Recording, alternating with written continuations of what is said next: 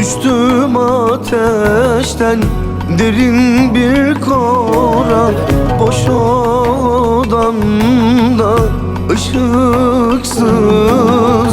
İnsaf eyle, beni anla. Seviyorum, özlüyorum, gece gündüz içiyorum.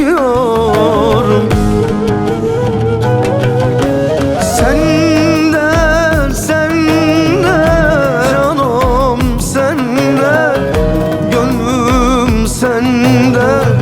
Gel sende, gelme sende. Sendedir sende, aklım sende, fikrim sende. Sev sende, sevme sende. Senden ayrı kalmak çok zor, biliyor musun? Gece gündüz seni düşünmek, sen olmayan boş odalara seni konuşmak, seni anlatmak, sensiz nefes almak imkansız, biliyor musun?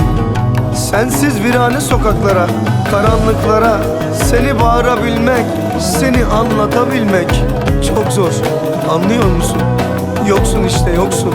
Kahretsin, kahretsin, yoksun. Gece olur, hüzün kaplar bütün şehir, hasret kokar. Boş odamda ışıksızım. Bu ayrılık beni yakar.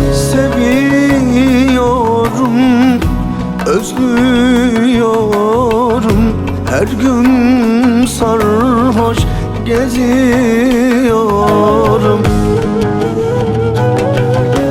Sende, sende, canım sende, gönlüm sende. Gel sende, gelme sende. Sendedir sende, aklım sende, fikrim sende. Sev sende, sevme sende.